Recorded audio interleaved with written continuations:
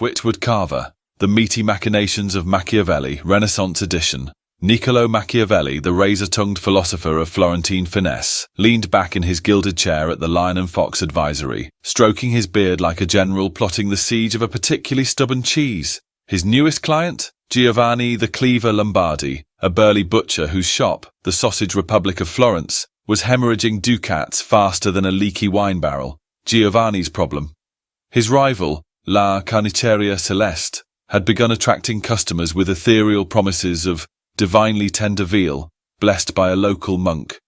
Signore, Giovanni growled, slamming a blood-stained ledger onto Machiavelli's mahogany desk. They're calling their lamb miraculous. Miraculous, my customers think my sausages are cursed by comparison. Machiavelli's eyes glinted like a cat spotting a plump pigeon. Fear not, amico, he purred, steepling his fingers. We shall turn their celestial marketing into hellish regret. Observe the 3 laws of butcherdom: fear, favor, and false flags. Machiavelli's first decree: weaponize expiration dates. Overnight, the Sausage Republic unveiled a chilling campaign. Eat fresh or perish, the tyranny of tomorrow's meat. Posters depicted grinning skeletons grilling expired chops, while a town crier shrieked, La Celeste's miracles rot in the dark, our sausages, blessed by immediacy. Panicked Florentines stampeded to Giovanni's shop, clutching coins like talismans against meaty mortality. Next, Machiavelli bribed a nun with a lifetime supply of chorizo to declare Giovanni's blood pudding a sacrament. Soon pilgrims lined up clutching sausages like rosaries. The cleaver feeds body and soul, the nun thundered, conveniently ignoring the grease stains on her habit.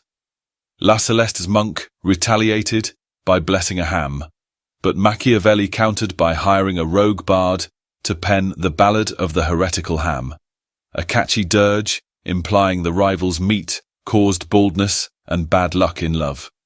Here, the plot thickened like a roux. Machiavelli disguised Giovanni as a mustachioed Austrian butcher, Herr Schnitzel von Porkenstein, who opened a pop-up shop across the street, selling grotesque alpine offal surprise. Florentines recoiled. Disgusting! Unpatriotic! They cried, fleeing back to Giovanni, now rebranded as a patron saint of Tuscan tradition. Only the cleaver, Machiavelli proclaimed, stands between you and strudel-filled sausages. The mob roared, burning Herr Schnitzel's shop in a spectacle of meaty nationalism. Victory seemed certain, until the health inspector arrived.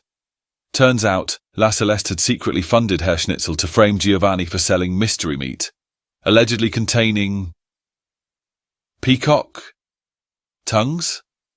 Machiavelli, ever the virtuoso of vice, spun the scandal into legend. He staged a public trial, where Giovanni confessed to using peacock tongues only to outwit French spies seeking Tuscan recipes. The crowd, now delirious with patriotic fervor, carried Giovanni through the streets on a litter made of cured salami.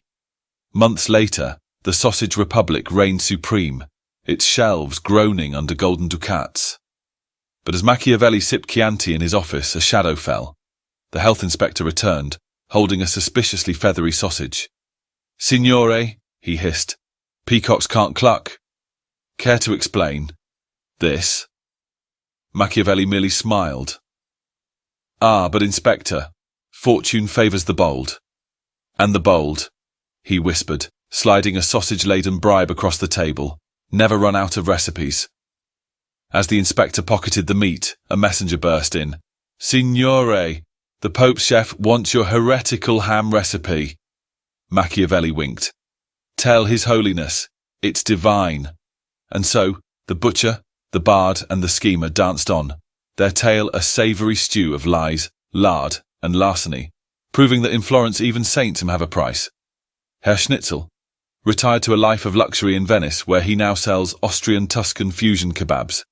The nun opened a food truck, C'est la guerre.